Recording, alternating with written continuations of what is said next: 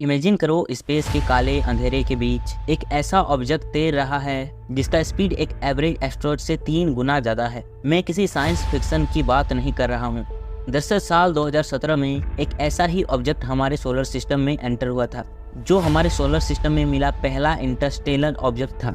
इसका नाम ओमुयामो रखा गया, जिसका मीनिंग हवाई लैंग्वेज में दूर से आया हुआ मैसेज होता है। इस ऑब्जेक्ट को देखकर किसी ने एस्ट्रॉयड कहा तो कोई इसे एलियन का स्पेसशिप मान रहा था। यह ऑब्जेक्ट धरती से सिर्फ 2 करोड़ 41 लाख किलोमीटर दूर से गुजरा था। लेकिन एक चीज जिसने वैज्ञानिकों को सबसे ज्यादा हैरान किया था, ये चीज सूरज से दूर जाते समय इसका स्पीड कम होने के बजाय बढ़ रहा था। तो क्या इसके अंदर किसी रॉकेट का इंजन लगा था, जिसके बारे में हम इंसान शायद जानते ही नहीं है। इसे 19 अक्टूबर 2017 को खोजा गया था। इंस्टेलर पेन स्टार टेलीस्कोप ने स्पेस में ट्रेवल करते हुए इसे ढूंढ निकाला। यह कोई एस्ट्रॉयड या कमेट नहीं था, क्योंकि एस्ट्रॉयड और कमेट सूर्य की ग्रेविटी से बंधे हुए रहते हैं। लेकिन इस ऑब्जेक्ट पर स्टडी करने से पता चला कि इस पर सूर्य की ग्रेविटी का कोई असर नहीं हो रहा है, जिसका मतलब ये बाहरी दुनिया से हमारे सोलर सिस्टम में आया था। इसमें कई ऐसी चीज़ें थी जो इसे यूनिक बनाता है। इसका शेप किसी सीक्रेट की तरह था, और ये जिस तरह से घूम रहा था, ऐसा हमारे सोलर सिस्टम के दूसरे ऑब्जेक्ट ने कभी नहीं किया।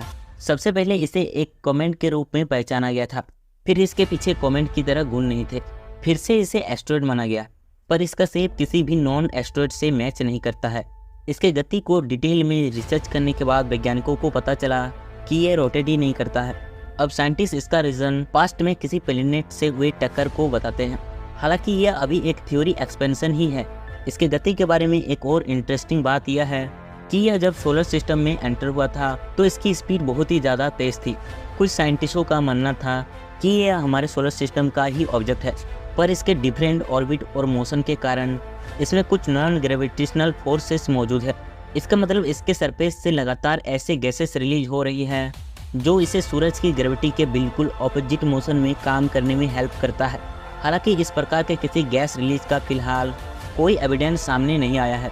दूसरी तरफ कुछ साइंटिस्ट यह भी मान चुके हैं कि ये ना तो कमेट है और ना ही कोई एस्ट्रॉयड। ये सोलर सिस्टम में डिस्कवरी हुआ कोई नया टाइप का ऑब्जेक्ट है जिसे हम आज से पहले कभी खोज ही नहीं पाए थे।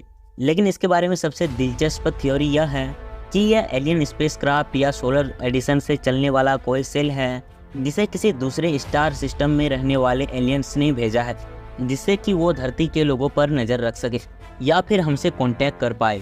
असाधारण शेप एक अलग ही तरह के सोच को जन्म देता है, क्योंकि इसका शेप सोलर सिस्टम के किसी भी नॉन ऑब्जेक्ट से मैच ही नहीं खाता है। ऐसे में कई लोगों का मानना है कि अगली सोलर सिस्टम में कोई विनाशकारी घटना हुआ होगा, जिसके कारण यह किसी प्लेनेट से टूटकर अलग हो गया होगा। दूसरे लोगों का मानना है कि इसके शेप के कारण स्पेस में इतनी तेजी से ट्रेवल कर पा रहा है। कहने का मतलब कि शायद किसी ने जानबूझकर इसे ऐसा शेप दिया होगा। हालांकि ये वैसा लाइट सेल स्पेसक्राफ्ट तो नहीं हो सकता जिसके बारे में हम इंसान जानते हैं, पर यह धरती से दूर किसी दूसरे स्टार सिस्टम में रहने वाला किसी एलियन सिविलाइजेशन की एडवांस टेक्नोलॉजी जरूर हो सकता है। मिलते हैं पार्ट 2 में।